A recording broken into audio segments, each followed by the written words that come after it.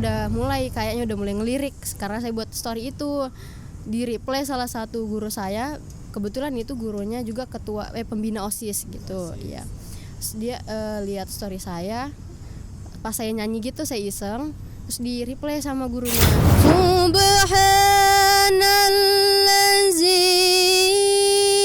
asra bi'abdihi laylam minal masjidil haram.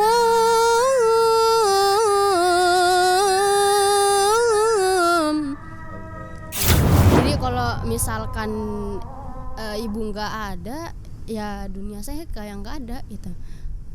Mungkin berjalan tapi nggak ada lah, mungkin gimana gitu. Sedangkan ibu sakit aja, aduh, rumah sepi, makanan pokoknya nggak ada, semua yang nggak ada.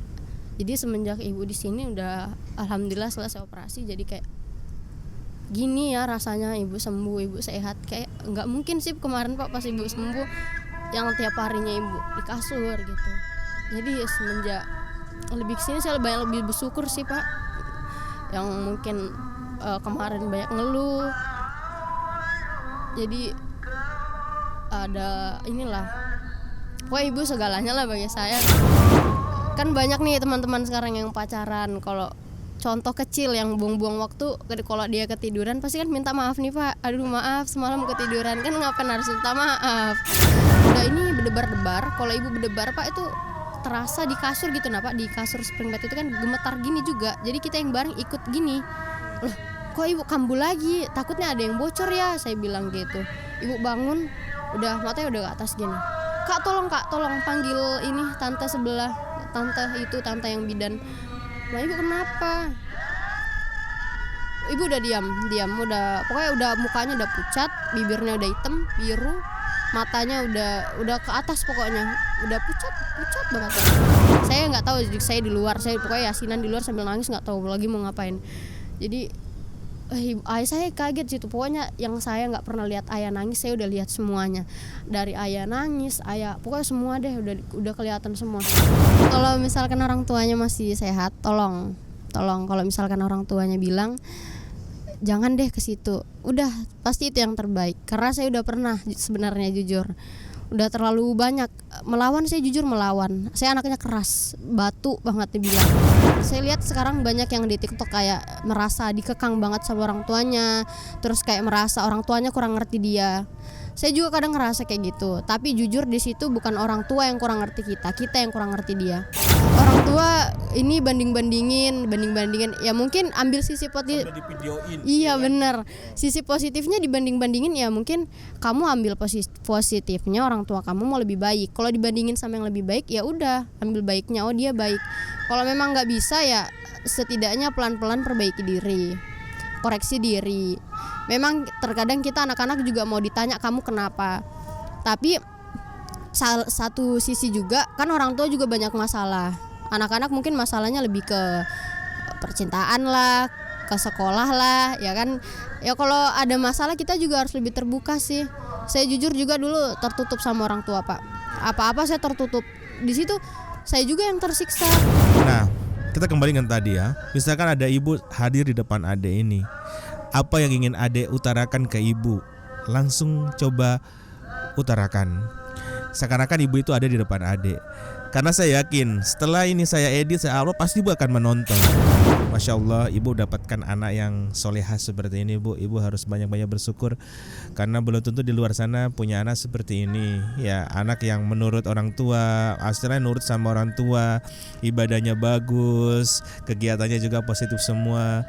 Alhamdulillah Bu, itu adalah aset ibu, aset buat akhirat ibu. Alhamdulillah, karena nanti doanya anak ini yang gak bakalan putus. Kalau kita udah mati, kita udah ada di alam sana, anak ini nantinya akan mendoakan kita dan pahalanya akan terus mengalir. Ya, akan mengurangi siksa kubur kita, karena manusia gak ada yang gak berdosa. Dere Production Podcast Ngobrol Asik.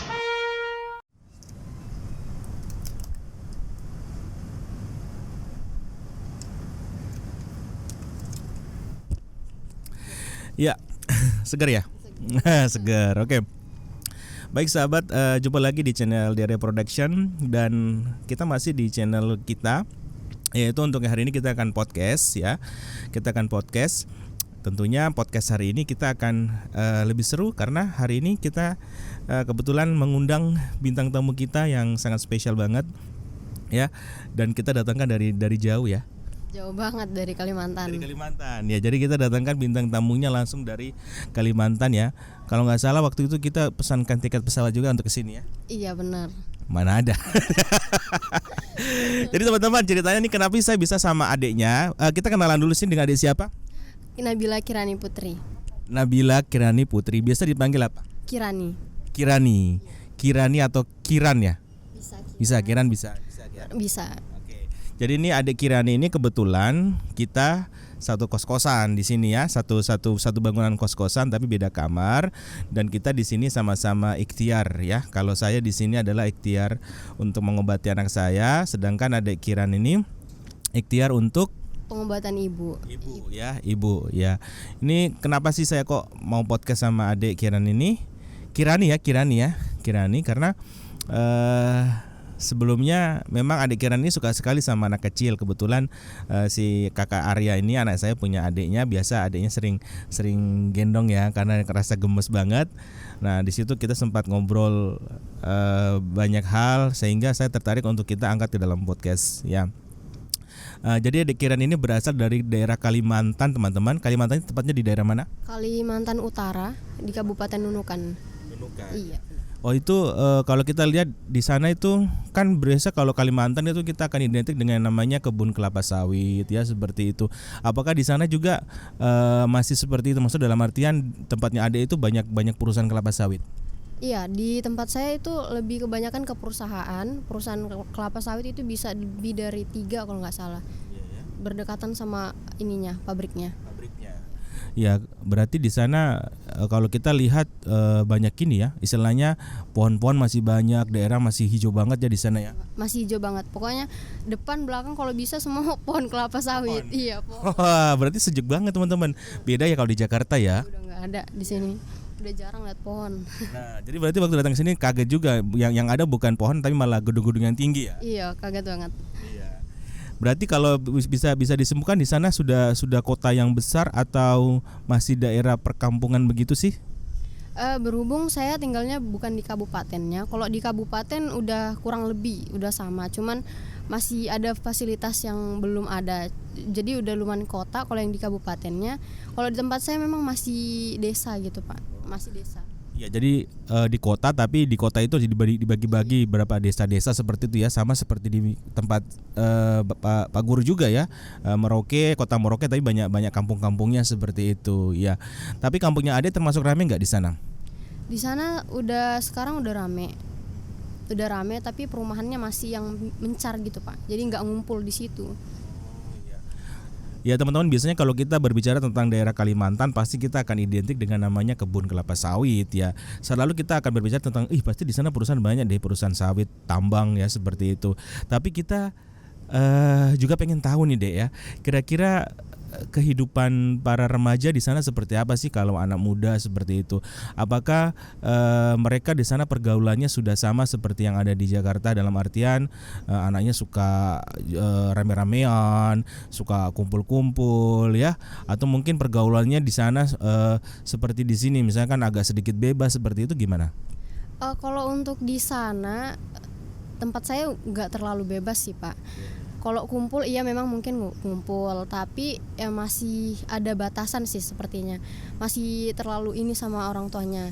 Kalau yang di tempat saya lagi, yang di desanya lagi itu di sana lebih nggak pernah ngumpul sih, karena memang belum ada kafe, belum ada tempat nongkrongnya, dan ya paling kalau nongkrong lebih ke masjid gitu. Tapi kalau yang di kabupaten ya udah lumayan lah, namanya juga udah kota kan Pak ya. Terbawa ini sih suasananya mungkin. Jadi di sana istilahnya kalau anak mudanya di tempat Ade, khususnya di tempat Ade itu masih terjaga ya, dalam artian mainnya sering main ke masjid, ke musola seperti itu ya. Oh ya, Ade ini sekarang kelas berapa ya? Saya sekarang masih kelas 10. Iya, 1 SMP. Berarti umurnya berapa? 15 tahun. tahun teman-teman, tapi pemikirannya, cara ngomongnya udah kayak anak berumur 20 tahun kamu dek. Kalau Pak Guru lihat ini kamu sepertinya vokalnya bagus banget, dalam artian pembedaran katanya dalam ngomong tuh kelihatan udah bagus. Apakah di kampung atau di tempat Ade itu Ade ikuti organisasi seperti itu? Oh iya, berhubung dari TK sih bisa dibilang Pak, dari TK emang udah suka nyanyi, udah suka tampil anaknya kan. Suka nyanyi? Iya, Aduh, boleh nih kita coba semang-semang satu lagu ya. Tapi jangan deh, nanti kalau kita nyanyi bisa kena hak cipta, nanti bisa diklaim ya, seperti itu. Jadi suka nyanyi ya? Suka dari SD sampai SD emang sudah sering tampil, ikut, terus pas SMP di situ ada hari itu studi banding. Kemarin studi banding, iya studi bandingnya tuh di situ udah disuruh ini kan sama guru-guru, cuman guru-guru belum tahu karena di situ masih SMP. Di situ masih baru masuk, jadi mungkin belum berani inilah maksudnya. Jadi pas udah pulang dari situ saya iseng buat story WA gitu kan. Terus sabar, buat story berarti udah ada internet ya di sana? Oh udah ada. Tapi nggak susah sinyalnya di sana? Enggak ya? udah bagus sih. Jadi saya iseng buat gitu kan. Terus saya juga di situ masuk OSIS, cuman OSIS bagian keagamaan.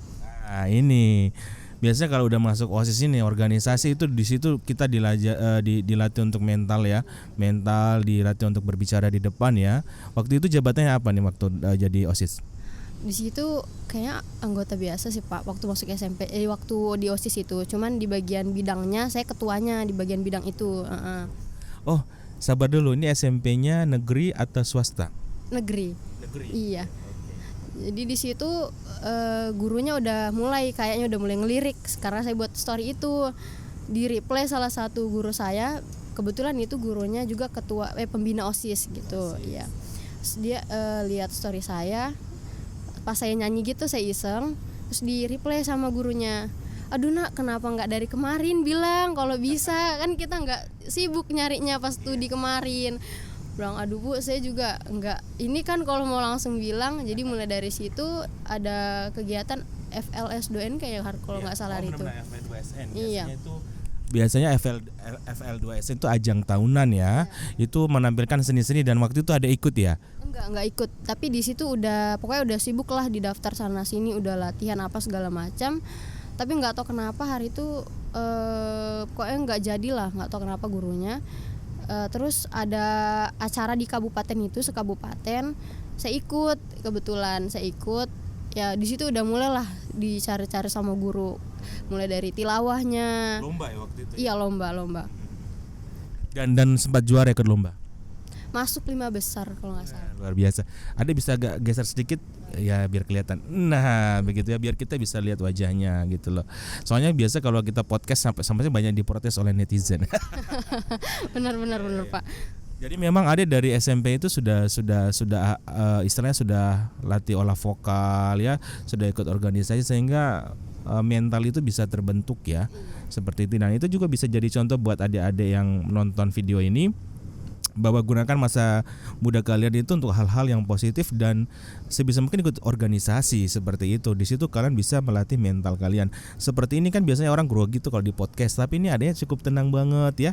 Justru saya sebagai yang punya channelnya rasa-rasa keringat sedikit ya untuk setting-setting dan sebagainya. Nah, berarti waktu itu memang adek cukup aktif di organisasi ya, seperti itu. Iya, dengar-dengar sempat kita bercerita ya bahwa ada juga di rumah sempat ngajar ngaji ya? Iya, sempat ngajar ngaji kalau nggak salah 4 bulan kayaknya. Karena di situ kemarin kan ada susah dapat guru ngajinya kan karena masih di desa. Ada yang ngajar pun kadang kayak 2 bulan, sebulan gitu kan. Jadi ini mama di sana, tante-tante nanya, "Loh, bukannya Nabila biasa ikut tilawah katanya kan udah sempat ikut sampai di kabupaten gitu. Cobalah ngajar anak-anak kan gitu." Langsung saya bilang, ya udah deh besok Bu saya coba, tapi kalau misalkan saya juga masih banyak kurangnya gitu kan, jangan pada ngeluh. Nah, nggak apa-apa, coba dulu. Saya coba ngajar, lama-lama kok aduh tertarik gitu kan ngajarnya, seru juga ngajar anak ngaji gitu. Lebih emang lebih dekat ke anak-anak jadinya. Mulai dari situ lebih kayak aduh enakan ngajar anak ngaji. Iya. Jadi ada sisi apa menariknya sendiri ya buat ngajar ngaji ya. Oh berarti di sana itu masjid-masjidnya sudah banyak atau hanya sekedar musola aja? Kan bisa kalau di masjid itu kan ada remaja masjidnya. Apakah di sana belum ada seperti itu, Dek? Kebetulan di sana masjidnya baru satu sih, baru satu itu yang di dekat rumah. Dan remaja masjid, alhamdulillah saya masuk juga di remaja masjidnya. Makanya di situ cukup aktif ya. Itu yang ada ajar ngaji itu anak-anak kecil Islam dalam anak SD atau Iqra atau Juz Amma begitu? Udah dari umur anak yang 5 tahun kalau nggak salah sampai yang kelas 6 SD. Jadi ada yang Iqra, ada yang Al-Qur'an gitu, Pak. Itu ya. Wah, saya cukup tertarik banget ini. Maksudnya dengan umur segitu ada udah istilahnya punya pemikiran untuk bisa ngajar anak-anak, itu sangat luar biasa. Jarang loh seperti itu, Dek. Cewek ya kan, ya, bisa ngaji ya kan, vokalnya bagus, itu masya Allah banget itu ya. Berarti memang itu kembali ke didikan orang tua ya. Ayah sama bunda pastinya didikannya keras atau gimana sih? Dibilang keras enggak juga sih Pak sebenarnya. Cuman memang orang tua lebih enggak suka ngatur. Kalau ayah orangnya lebih suka itu buat jangan kayak ragu kan sampai kapan. Sekarang masih muda, kalau suka buat. Terus kalau masalah mau buka usaha buka, nggak ada modal bilang. Kan kita orang tua namanya, ya pasti kalau anak mau dibantu, kalau nggak bisa dibantu. Sama sih, nggak terlalu nuntut kamu harus kayak gini ya harus kayak gini. Kalau ibu bilang nggak boleh, nggak. Jadi kalau kamu suka di situ ya buat, salah ya nggak apa-apa, bisa dicoba yang lain lagi gitu kan. Jadi suka buat, itu sih orang tua. Jadi masya Allah nih, kok udah bicara tentang usaha dengan umur 15 tahun ya. Wah itu luar biasa banget. Berarti apa mungkin ayah sama ibu memang punya darah pengusaha atau di sana mungkin pekerjaannya ayah apa? Kebetulan ke pekerjaan ayah untuk sekarang ayah lebih ke ini sih Pak, lebih ke usaha. Iya, dagang. Kemarin ayah di perusahaan. Cuman kalau di perusahaan kan harus setiap naik jabatan harus pindah. Saya juga sampai udah 9 kali SD itu pindah sekolah. Jadi ayah sampai kada 9 kali pindah sekolah. 9 kali SD. Pokoknya satu semester tuh pindah sekolah lagi. Jadi pindah. Jadi ayah bilang udahlah, kita berhenti, bangun rumah, toko, udah tetap di situ, udah nggak pindah-pindah lagi. Jadi di sana sudah punya toko sendiri ya waktu itu. Tokonya cukup besar ya berarti di sana. Lumayan lah Pak, alhamdulillah. Makanya tadi ada bilang ayah bilang itu ya, didikannya ayah itu kalau mau usaha silakan, kalau misalkan pengen nyoba sesuatu yang positif jangan ditunda-tunda. Itu luar biasa sekali didikan ayah seperti itu. Berarti ada juga punya inisiatif untuk di daerah itu mengisi waktu dengan buka usaha kah atau gimana kok sampai ayah bisa bilang seperti itu?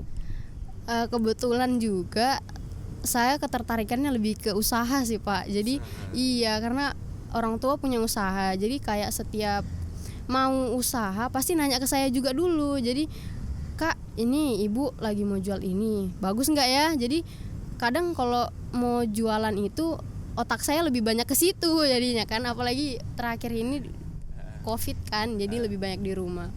Jadi orang tua nanya, Kak jual ini bagus nggak sih? Lagi ini.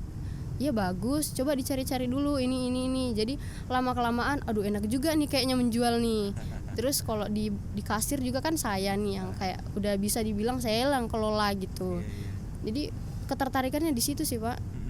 Jadi istilahnya yang muda lebih tahu tentang dunia digital, sehingga Adek selalu ditanya sama ibunya ya, kira-kira peluang apa sih yang bagus untuk zaman-zaman sekarang.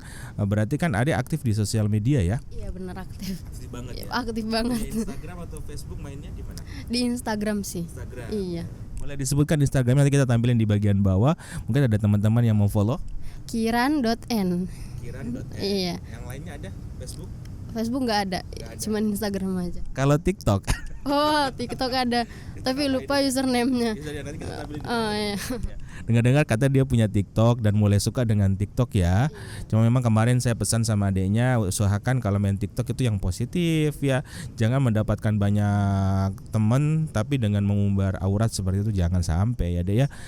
Teman-teman, ini sangat menarik banget ya. Ade dengan umur 15 tahun pola pikirnya sudah sangat luas ya. Sampai-sampai dari mulai guru ngaji, olah vokal, ditambah lagi dia udah berpikir untuk berbisnis, untuk berwirausaha ya. Sebenarnya apa sih yang memotivasi Ade untuk melakukan itu semua? Dari diri sendiri aja sih Pak sebenarnya. Emang sukanya ke situ aja, kayak lebih gimana ya, emang lebih suka di situ, lebih bermanfaat aja mungkin ya kali. Biasanya iya. Aja di situ. Benar-benar. Biasanya kan kalau usia-usia Ade ini kan pengennya kan happy-happy. Pengennya ke pantai atau nongkrong di mana sama teman-teman, pengennya belanja, tapi dari tadi kita bicara ini hal tersebut tidak ada pada diri Ade. Kenapa Ade kok tidak berpikir seperti itu, tapi berpikir yang seperti Ade lakukan ini? Apa yang memotivasi Ade, alasan Ade untuk bisa berpikir seperti itu sejauh itu? Sebenarnya jujur kalau buat nongkrong sama temen ada. Cuman karena 2 tahun terakhir ini kan ibu juga sakit. Mungkin dari situ kali Pak ya. Mungkin harus memang dituntut gak boleh gitu. Ibu sakit, karena tiap hari tuh kita sampai nangis-nangisan lah kalau ibu kambuh. Jadi terkadang kepikiran juga, loh kalau misalkan saya kesana kesini terus ibu sakit kan kasihan di ibunya. Jadi mungkin lebih ke ibu sih Pak. Kalau nongkrong mau banget sebenarnya Pak. Cuman memang ya dituntut, ya nanti dulu lah, tunggulah ibu agak mendingan. Kalau memang bisa pasti ada waktunya juga gitu kan. Gak semua harus saya mau saya dapat gitu. Sabar aja sih sebenarnya. Masya Allah, mudah-mudahan nanti saya dapat anak seperti ini. Dalam artian orang tua itu harus lebih utama. Buat apa kita happy tapi di sana ada orang tua yang lagi sakit, ya seperti itu. Baik teman-teman, mungkin kita pengen buktikan dulu nih. Katanya kan tadi bisa ngajar ngaji ya, ikut sari tilawah. Apa benar Ade bisa ngaji dan bisa bersari tilawah?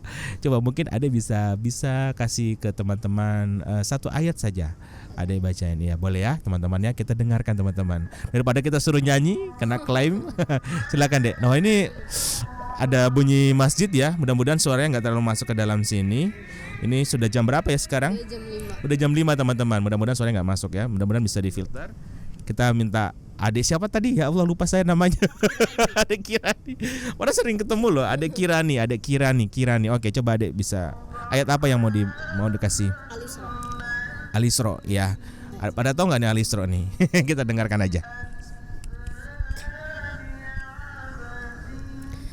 A'udzu billahi minasy syaithanir rajim. Bismillahirrahmanirrahim. Subhanallazi asra bi'abdihi layla. Subhanallazi asra bi'abdihi laylan minal masjidil haram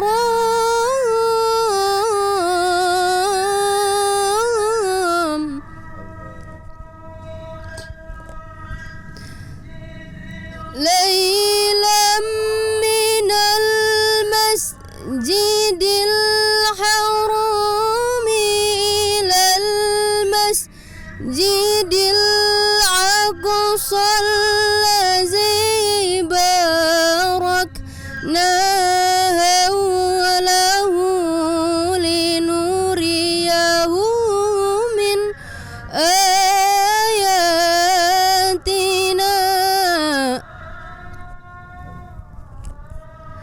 innahu huwas sami'ul basir.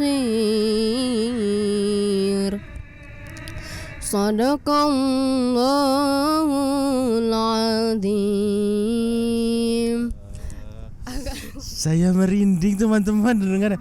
Soalnya ada baca surat ini dan bersamaan dengan yang ada di masjid. Masya Allah teman-teman, ini kok bisa kebetulan ya di masjid ada Aduh ini kan di masjid juga nih. benar-benar saya juga tadi lihat ada baca Al-Isra di sana juga baca Al-Isra, jadi suaranya benar-benar dapat gitu ya. Masya Allah, iya. Memang Al-Quran itu kalau kita dengarkan memang menyejukkan ya, menyejukkan dan memang terbukti suara adik, Masya Allah. Kayak larinya sih Pak. Suaranya bagus banget dan jempol ya, jempol itu bagus. Alhamdulillah, mudah-mudahan teman-teman yang mendengar juga hatinya bisa tenang ya. Oke, kita lanjut ya, luar biasa. Satu hal yang ingin Bapak tanyakan ke adik, ibu di mata adik seperti apa sih? Oh, susah. Kalau ibu bisa dibilang ibu tuh kayak dunia saya. Kayak dunia saya. Jadi kalau misalkan ibu nggak ada, ya dunia saya kayak nggak ada gitu. Mungkin berjalan tapi nggak ada lah, mungkin gimana gitu. Sedangkan ibu sakit aja, aduh, rumah sepi, makanan nggak, pokoknya nggak ada, semua yang nggak ada. Jadi semenjak ibu di sini udah alhamdulillah selesai operasi, jadi kayak gini ya rasanya ibu sembuh, ibu sehat. Kayak nggak mungkin sih kemarin Pak pas ibu sembuh yang tiap harinya ibu di kasur gitu. Jadi semenjak lebih kesini saya lebih bersyukur sih Pak, yang mungkin kemarin banyak ngeluh, jadi ada inilah, pokoknya ibu segalanya lah bagi saya. Ibu, pokoknya ibu, apapun ibu. Maaf ya teman-teman, maaf pertanyaannya nih ya. Itu kalau udah bicara ibu memang pasti kita akan beli air mata. Emang teman-teman, kita di sini semua sama-sama berjuang ya. Tadi yang saya katakan bahwa saya berjuang, Antuana saya sembuh, dan adik ini menemani sang ibunya lagi berjuang. Yang sangat luar biasa adalah dia jauh-jauh dari Kalimantan ke Jakarta, meninggalkan sekolahnya untuk sementara, izin hanya untuk menemani ibunya. Jadi dari situ aja sudah kelihatan bahwa ibu adalah segalanya tadi yang adik bilang ya, seperti itu.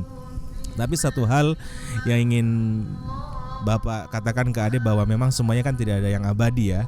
Dalam artian hidup matinya kan Allah yang menentukan. Tapi biar bagaimanapun ikhtiar kita tetap harus kita lakukan ya. Kenyataan realitas waktu-waktu kita akan ditinggalkan dengan orang yang kita sayangi, itu bisa aja terjadi pada diri kita ya. Dan Bapak berharap ketika itu terjadi pada adik, entah kan kita nggak tahu nih siapa yang duluan, apakah ibu yang duluan, dan kita juga nggak tahu, kita sehat-sehat tiba-tiba kita yang duluan dipanggil Allah ya kan. Nah itu harus biar bagaimana kita harus siap seperti itu, karena adik ini kan kalau nggak salah 3 bersaudara ya, dan adik ini yang paling tertua. Adik ini masih punya adik ya, adiknya 2, yang satu kelas berapa? Yang tengah masih kelas 1 SMP, yang bungsu kelas 3 kelas 2 kalau nggak salah. Iya kelas 2 SD. Nah, berarti kan di sini adik sebagai anak pertama ini harus bisa mengayomi adik-adiknya. Itu adalah tanggung jawab yang sangat besar ya. Tapi di sini Bapak terus terang sangat kagum, Masya Allah banget. Ada dengan usia segini, pikirannya sangat terbuka, sangat dewasa banget ya. Cuma memang pesan dari Bapak bahwa tadi kita nggak tahu bahwa umur kita ini sampai mana sih ya. Kenyataan-kenyataan dan realitas, seandainya ibu itu duluan, di situ adik tidak boleh patah semangat. Dalam arti dia bilang bahwa ibu adalah segalanya. Kalau nggak ada ibu, aku nggak tahu harus gimana. Itu nggak boleh terucap ya. Lebih baik sekarang adik sudah mulai berpikir, seandainya ibu emang nggak ada, gitu loh. Sewaktu-waktu ibu tiba-tiba dipanggil. Nah, strategi apa yang harus saya lakukan untuk bisa mengayomi adik-adik saya nanti? Ya dari situ, sedih, air mata itu wajar lah, itu nama manusiawi ya. Ini juga kalau di luar ini paling juga Bapak juga akan menangis juga ya. Tapi di sini kita berusaha untuk menahan ya. Ntar jadinya acara sedih-sedihan nanti di sini ya. Tapi Masya Allah, itu harus ditanamkan pada diri adik ya. Seandainya ibu nggak ada, apa yang harus saya lakukan? Ya, itu harus ada planning Ya, kan ada kan istilah tumbuh menjadi remaja kelak ya, menjadi dewasa. Jadi ada harus bisa dari sekarang. Apalagi kita tahu bahwa ibu udah punya sakit jantung ya, seperti itu. Itu adalah hal yang harus beresiko. Kita harus jaga semuanya ya. Ade sebagai anak yang paling tertua harus bisa menjaga ibu nantinya. Harus betul-betul dikontrol, dalam artian tidak boleh hanya sebatas sini ya. Nanti kan pasti kalau udah tambah umurnya nih mulai tertarik nih sama pasangan yang beda ya, dalam arti mulai tertarik dengan laki-laki. Nah biasa kalau udah jatuh cinta itu kan pasti lupa nah sama orang tua, asik dengan pacaran ya kan. Atau saat ini udah punya pacar? Alhamdulillah belum. Alhamdulillah belum. Biasanya kalau orang tanya, aduh belum pacar, sedih biasanya. Aduh aku belum punya pacar nih, aku jomblo malah sedih. Tapi ini dia ucapkan alhamdulillah belum punya pacar ya. Tapi ya memang sebaiknya jangan pacaran dulu. Apalagi usianya masih sangat. Iya. Apa orang tua ada pesan memang jangan pacaran dulu? Enggak juga. Enggak. Memang makin kesini makin aduh ngapain sih Pak, kayak kan banyak nih teman-teman sekarang yang pacaran. Kalau contoh kecil yang buang-buang waktu, kalau dia ketiduran pasti kan minta maaf nih Pak, aduh maaf semalam ketiduran, kan ngapain harus minta maaf. Jadi lebih ke sini aduh jangan dulu lah, masih banyak yang lain bisa dibuat. Apalagi saya juga mondok, kalau saya pacaran aduh nanti fokusnya ke situ lagi bukan ke sini. Jadi Adek mondok. Katanya SMP-nya negeri. Kan saya SMK sekarang, jadi masuk SMK mondok. SMP kemarin enggak. Oh iya benar-benar. Sekarang adanya ini SMK, tapi SMK-nya itu macam pondokan ya? Mondok tapi berbasis SMK gitu ya. Iya. Jadi adanya sudah SMK kelas 10 berarti. Ambil jurusan apa, Dek? TKJ. Iya. Kenapa bisa ngambil jurusan TKJ? Tidak ambil jurusan lain? Di sana ada jurusan apa aja di sekolahnya Adek? Ada TKJ sama RPL, 2 itu aja.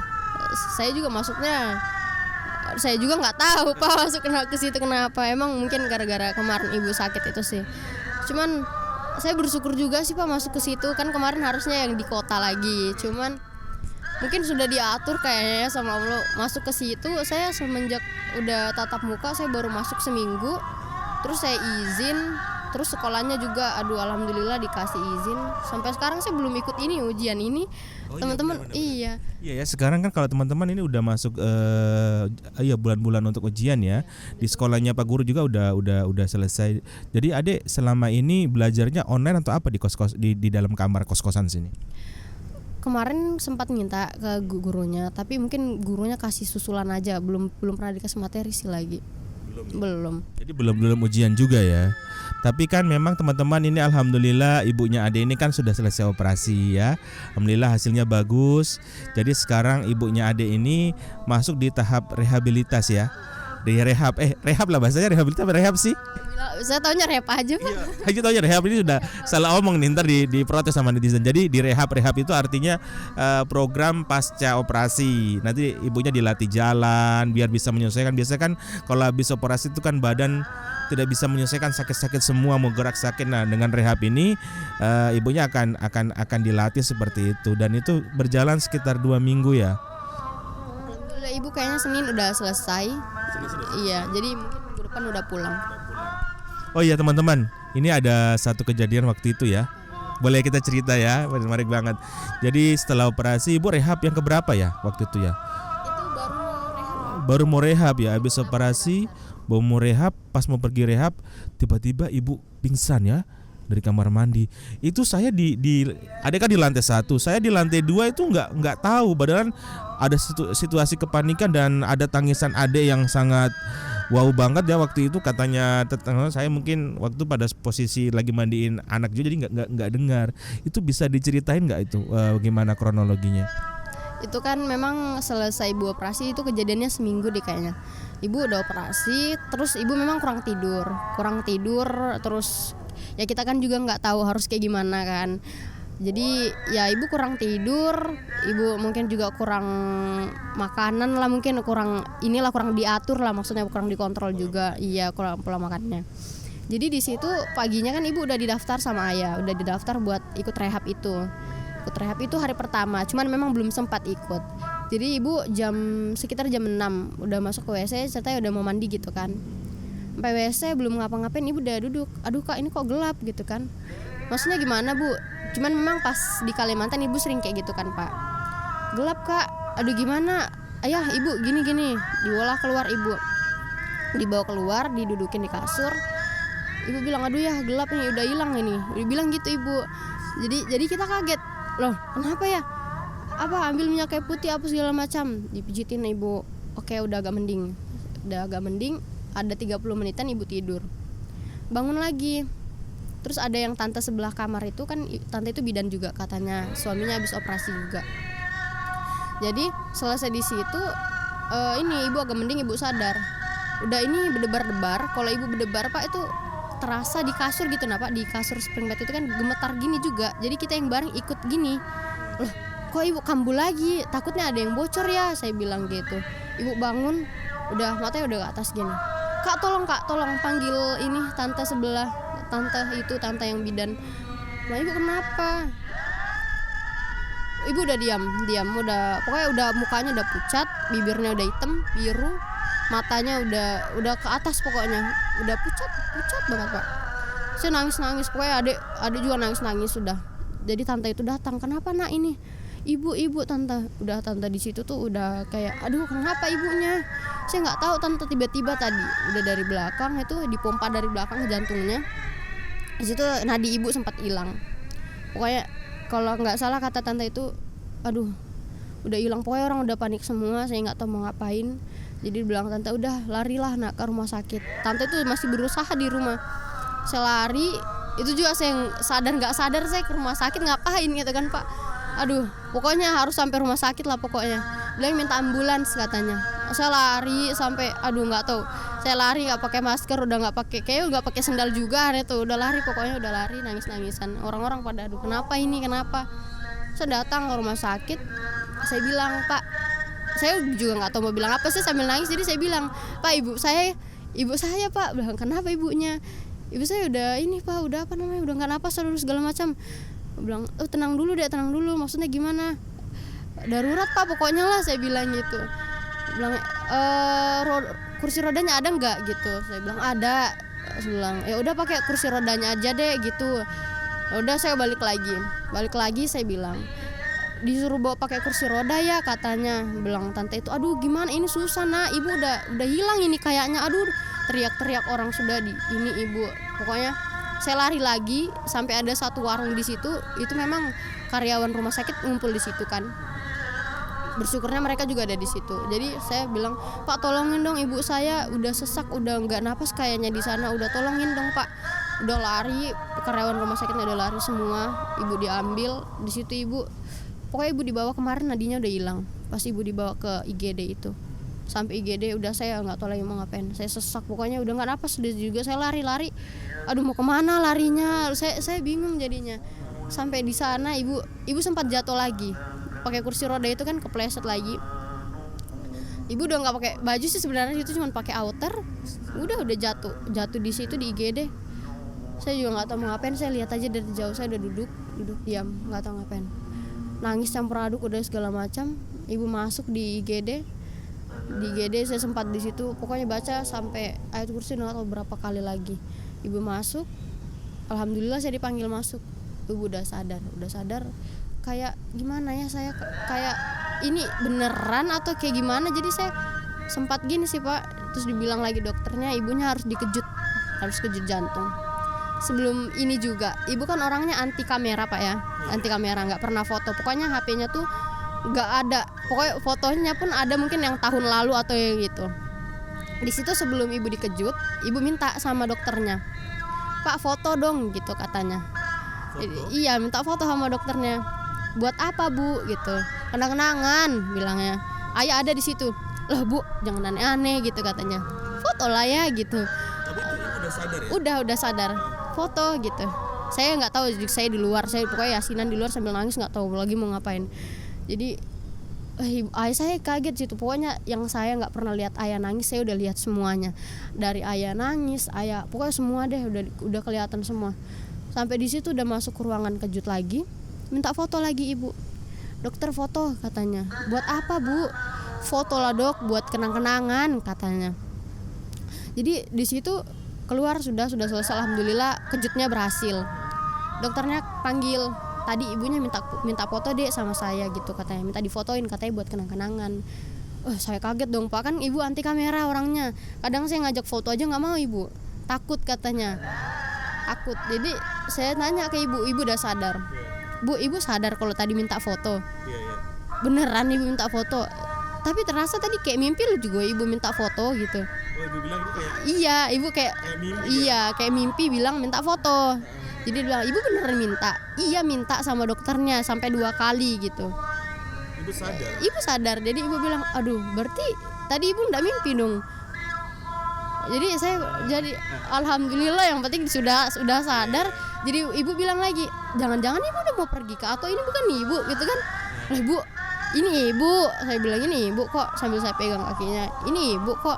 Jadi ibu sambil nangis juga kayak bukan kayaknya ibu. Jadi dari situ alhamdulillah ya Allah, kayak yang Ibu kayak antara sadar nggak sadar ya sebenarnya ibu ya, masih menyelesaikan yang tadi habis nggak ada napas itu. benar itu Pak. Jadi dari situ sih, dari kejadian itu banyak juga yang kami ambil dari situ.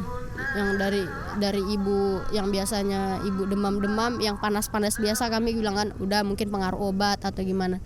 Pokoknya sekarang ibu batuk aja kita udah siap siaga pokoknya. Kenapa ibu? Pokoknya ibu, makanya saya kalau misalkan udah jam 8 ibu udah mau tidur, saya naik sampai jam 11 kadang baru saya turun, karena takutnya ibu nggak bisa tidur kan. Jadi kami keluar semua kalau ibu mau tidur. Jadi yang di dalam ayah sama ibu aja. Nanti kalau misalkan udah mau tidur, ibu udah tidur baru dikasih tahu. Udah masuk ibu udah tidur. Jadi kadang saya biasa di sini sampai jam 11 sendiri di sini. Si abang dibawa aja dia. Di mana, di lantai 4? Di sini. Wow, lantai 4 men ini. Nggak ada apa-apa di atas. Berani deh ya. Berani sih Pak. Kalau ada apa-apa tinggal teriak juga. Jadi di sini terus, pokoknya udah berapa malam sih di sini terus. Naik turun. Saya mendengar ini saya coba bisa diam aja, masya Allah. Kamu kuat banget dek. Kamu kuat banget. Iya, itu ya luar biasa dari sisi adiknya ini yang memang nggak salah kita angkat ke sini ya. Bahwa kita podcast gini sebenarnya sih buat teman-teman yang di luar sana biar bisa melihat bahwa orang tua, kalian yang masih punya orang tua harusnya yang dalam keadaan sehat kan banyak bersyukur ya. Kan banyak bersyukur orang tua masih ada, kalian harus betul-betul jaga karena kami yang di sini benar-benar diuji oleh Allah ya. Yang pastinya ini bukan musibah, ini adalah ujian. Orang bilang ini bukan kelainan, tapi adalah keistimewaan. Karena memang sudah janji Allah bahwa ketika kita mengaku kita beriman, disitulah Allah akan menguji iman kita, seberapa kuatnya kita. Terkadang ujian pun itu terus berlanjut seperti itu. Karena memang Allah ingin melihat sampai di mana letak kuatnya kita, ya iman kita seperti dan masya Allah ada benar-benar situasi tersebut langsung ingatnya sama Allah tadi ya, baca Yasin seperti itu. Ini gambaran buat kalian yang mungkin di atas umurnya adik ya, harusnya seperti ini ya, seorang wanita ya layaknya hamba harusnya seperti ini. Apapun kita serahkan kepada Allah. Terkadang bapak sendiri aja, kemarin Arya yang anaknya saya sudah habis operasi aja, udah selesai operasi panas, masih ada batuknya, itu kadang-kadang kita ngeluh, ya Allah apa sih lagi nih, kayaknya udah deh ya Allah, udah cukup deh ujiannya. Kadang-kadang kita manusia berpikir seperti itu ya, tapi kembali kita lihat ya Allah, kita sudah berani bicara begitu, sudah hilaf ya, kita harus istighfar lagi bahwa oh Allah pengennya kita selalu dekat sama dia ya, karena memang dari sini banyak pelajaran yang bisa kita petik ya. Kita semakin dekat sama Allah, jelas ibadah kita akan lebih khusyuk. Cuma memang jangan sampai Allah udah kasih kesembuhan terus ibadahnya jadi turun ya kan. Yang tadinya baca Al-Fatihah dengan tangisan nanti dengan gak khusyuk lagi ya, seperti itu. Allah maunya kita selalu khusyuk ya, seperti itu. Dan orang yang diberi ujiannya adalah orang yang istimewa. Ada adalah anak yang istimewa, semua adalah istimewa. Makanya Allah uji, kamu mampu. Allah tahu kita mampu, makanya kita diberi ujian seperti ini. Belum tentu di luar sana mampu seperti adik loh. Mungkin di luar sana banyak kalau dihadapi situasi ini hanya nangis saja ya. Apalagi udah punya cowok pasti curhat, malah bukan jaga ibunya malah curhat sama pacarnya ya. Tapi masya Allah Ade nggak seperti itu ya. Mungkin Ade ada nggak sih semacam pesan buat teman-teman yang seusia Ade di luar sana yang masih punya orang tua, tapi yang masih punya ibu sama bapak, tapi posisinya dia suka melawan sama orang tuanya. Dia menganggap orang tuanya sok ngatur dia, ya kan? Merasa dikengkang, ya. Apa yang ingin Ade sampaikan ke mereka yang punya situasi seperti itu? Silakan, Dek. Yang pertama, gini. Yang pertama pesan saya, kalau misalkan orang tuanya masih sehat, tolong kalau misalkan orang tuanya bilang jangan deh ke situ, udah pasti itu yang terbaik. Karena saya udah pernah sebenarnya, jujur udah terlalu banyak melawan. Saya jujur melawan, saya anaknya keras, batu banget dibilang. Kepala batu. Bener Pak, keras. Jadi lebih banyak dekat sama orang tua. Saya lihat sekarang banyak yang di TikTok kayak merasa dikekang banget sama orang tuanya, terus kayak merasa orang tuanya kurang ngerti dia. Saya juga kadang ngerasa kayak gitu, tapi jujur di situ bukan orang tua yang kurang ngerti kita yang kurang ngerti dia. Yang namanya orang tua, nggak ada orang tua yang mau menjerumuskan anaknya ke hal yang jelek, hal yang buruk. Jadi kita sebagai anak juga jangan terus mau menerus dimengerti. Sekali-sekali coba tanya ke orang tua gini, ibu kenapa? Kan kebanyakan di TikTok sekarang anak-anak ngeluh tuh Pak. Orang tua ini bandingin, ya mungkin ambil sisi positif. Iya benar. Sisi positifnya dibanding-bandingin, ya mungkin kamu ambil positifnya orang tua kamu mau lebih baik. Kalau dibandingin sama yang lebih baik, ya udah ambil baiknya, oh dia baik. Kalau memang nggak bisa, ya setidaknya pelan-pelan perbaiki diri, koreksi diri. Memang terkadang kita anak-anak juga mau ditanya kamu kenapa, tapi satu sisi juga kan orang tua juga banyak masalah. Anak-anak mungkin masalahnya lebih ke percintaan lah, ke sekolah lah, ya kan. Ya kalau ada masalah kita juga harus lebih terbuka sih. Saya jujur juga dulu tertutup sama orang tua Pak. Apa-apa saya tertutup. Di situ saya juga yang tersiksa.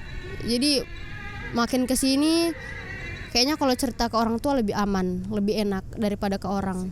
Karena kalau ke orang kita nggak tahu sampai kapan orang itu bertahan sama kita. Kayak contoh sahabat, iya sahabat. Cuman kan sekarang udah banyak ya Pak ya, udah banyak lah. Sahabat yang menusuk dari belakang. Iya, walaupun memang sekarang belum. Iya. Tapi cerita sama orang boleh. Tapi ada hal yang namanya nggak bisa dicerita, yang privacy gitu kan. Jadi mungkin yang kalau hal-hal privacy cukup kita lah sama orang tua. Kalau memang kamunya nggak serk orang tua kayak gini, bilang ke orang tua. Saya lebih ke situ sih Pak. Kan banyak tuh, iya. Jadi kalau saya ibu saya bilang kayak gini, nggak boleh gitu.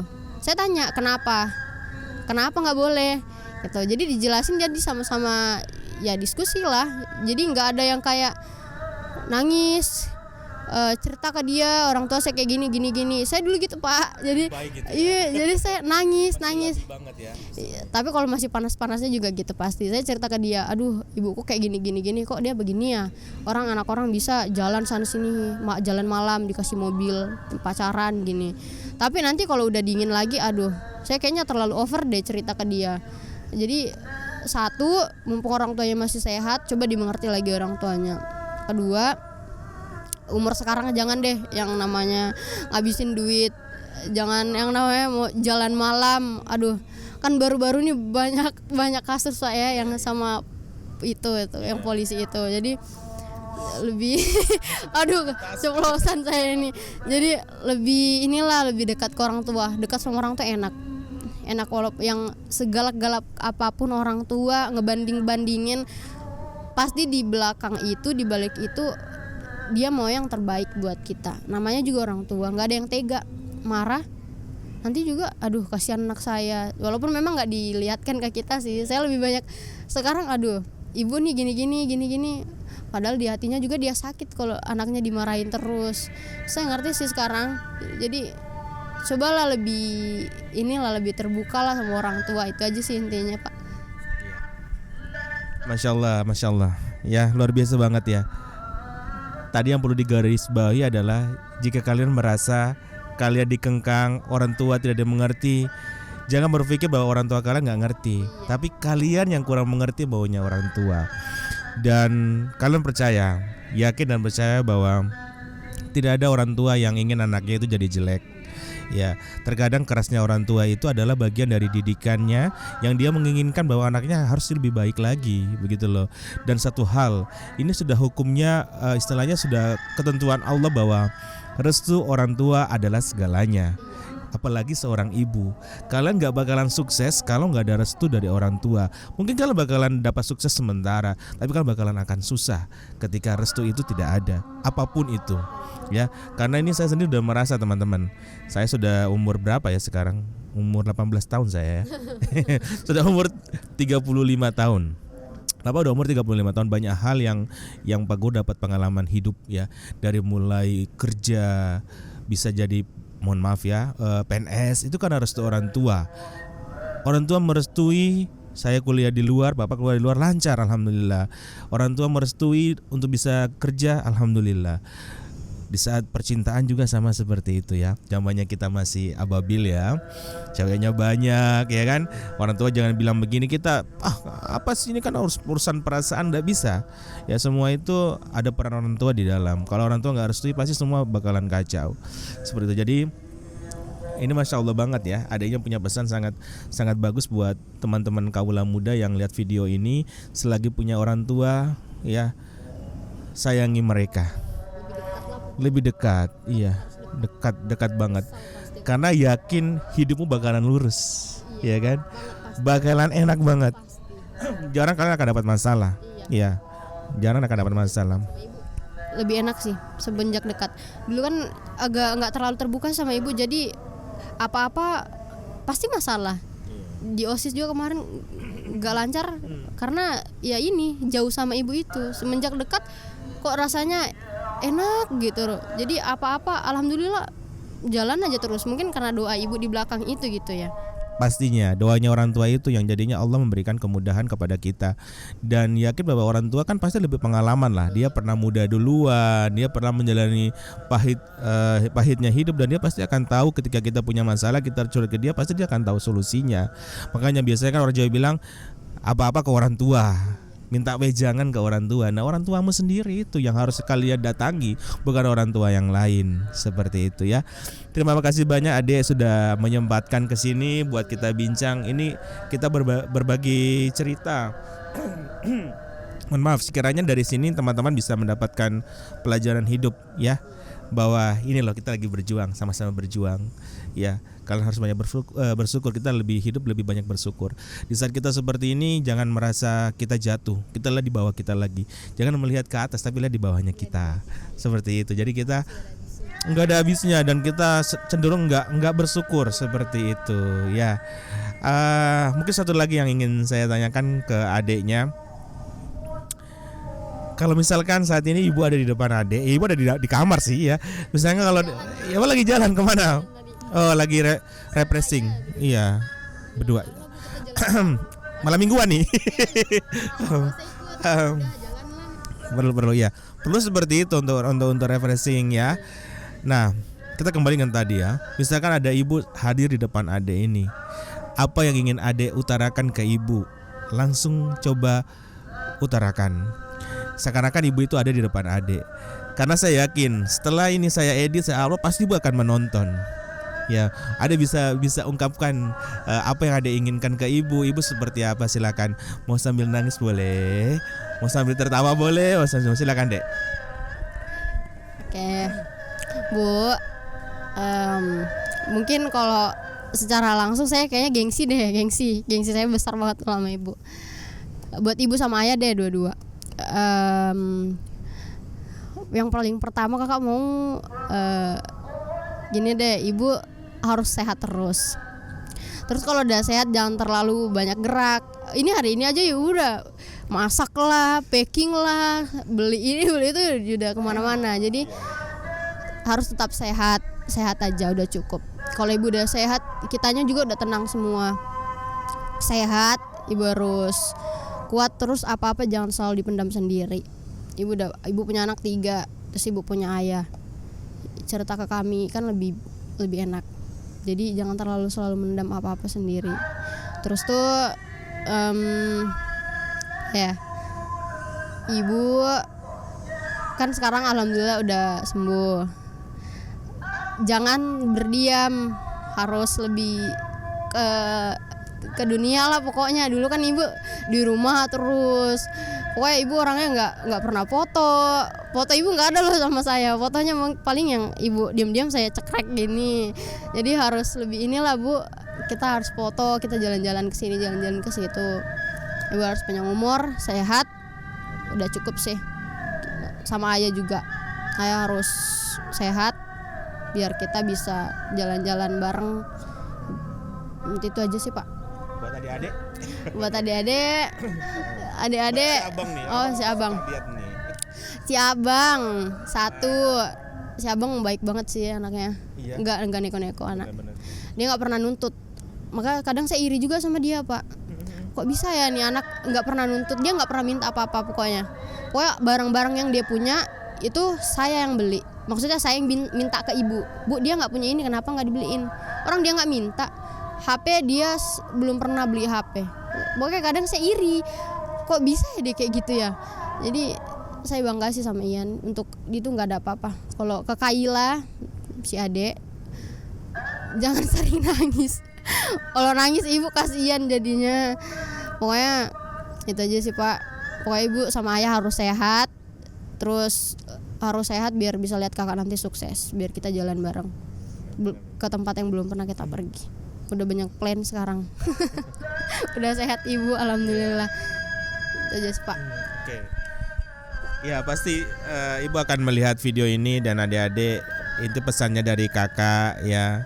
Kalau dari saya secara pribadi yang punya channel ini, Masya Allah ibu dapatkan anak yang solehah seperti ini Bu. Ibu harus banyak-banyak bersyukur, karena belum tentu di luar sana punya anak seperti ini ya. Anak yang menurut orang tua, aslinya nurut sama orang tua, ibadahnya bagus, kegiatannya juga positif semua. Alhamdulillah Bu, itu adalah aset ibu, aset buat akhirat ibu, alhamdulillah. Karena nanti doanya anak ini yang gak bakalan putus. Kalau kita udah mati, kita udah ada di alam sana, anak ini nanti yang akan mendoakan kita dan pahalanya akan terus mengalir. Ya akan mengurangi siksa kubur kita, karena manusia gak ada yang gak berdosa, kita akan dapat siksa kubur. Anak ini nanti yang akan bisa mengurangi dosa-dosa kita, mengurangi siksa kubur kita nanti di dalam sana. Mudah-mudahan Pak Guru juga punya anak sama seperti mereka yang soleh ya. Karena saya laki-laki bukan mungkin soleha. Di atas sih Pak, harus di atas ya. Harus lebih lagi. Apalagi kita yang orang tua muda. Kalau Pak Guru termasuk orang tua muda juga ya, masih muda, jadi kita juga banyak belajar. Memang terus terang, ini sorry ya saya rubah posisi duduk ini karena perut udah nggak mampu nahan, akan jadi ibu pengajian kayak begini. Jadi ya intinya memang saya sendiri secara pribadi, saya sama istri saya terkagum memang sama kakak ini. Ya dari kakak cerita-cerita kemarin, ternyata istrinya Pak Guru nguping juga di kamar ya kan. Masya Allah kakak, makanya istrinya Pak Guru bilang coba ayah angkat ceritanya kakak. Memang tujuannya sekali lagi podcast ini biar bisa contoh buat anak-anak muda yang lain. Mudah-mudahan konten ini bisa berfaedah buat yang nonton ya, seperti itu. Jadi sekali lagi terima kasih buat kakaknya ya, sudah menyempatkan waktu ya buat kakaknya. Ini ini saya kasih hadiah ya, hadiah kecil buat kakaknya. Ya ini ada coklat ya, buat camilan. Biasa kita bayar sih, kalau nggak salah 10 juta ya. Tapi kali ini masih merintis channelnya, nggak kayak channel-channel yang besar lainnya. Ya mudah-mudahan ini bisa istilahnya ya menghibur buat adik ya, seperti itu. Insya Allah kalau konten ini orang rasa itu penting, berfaedah, bisa berdampak positif, akan jadi ladang pahala baik buat adik maupun Pak Guru ya. Walaupun di sisi lain nanti kita ada AdSense, tapi itu cerita lain ya. Sebenarnya tidak terlalu banyak juga penghasilan dari YouTube seperti ini, tapi yang penting di sini adalah kalau di channelnya Pak Guru ini yang penting dia positif, bisa memberikan dampak buat orang lain, karena insya Allah akan jadi amal jariah kita ke depannya. Dengan ini nggak akan pernah dihapuskan, seperti itu. Oke teman-teman, sekian dulu podcast kita hari ini. Kurang lebih sudah hampir 1 jam kita ngobrol nih, nggak rasa. Sebenarnya banyak sih yang ingin saya gali lagi dari Ade, tapi kayaknya ini cuaca juga udah mulai gelap seperti itu. Jadi intinya buat teman-teman jangan lupa di share video ini ya ke teman-teman yang lain ya, karena ini memang kontennya sangat bagus banget menurut saya, karena ini adalah anak yang berusia 15 tahun tapi sudah punya pemikiran yang sangat dewasa banget ya. Nanti dia akan muncul di judulnya, anak 15 tahun pikirannya dewasa gitu ya. Ya Seperti itu. Nah, jangan lupa di like, di subscribe juga ya. Seperti itu. Oke, cukup sekian deh ya. Terima kasih. Sama-sama. Sampai ketemu di video berikutnya. Yuk.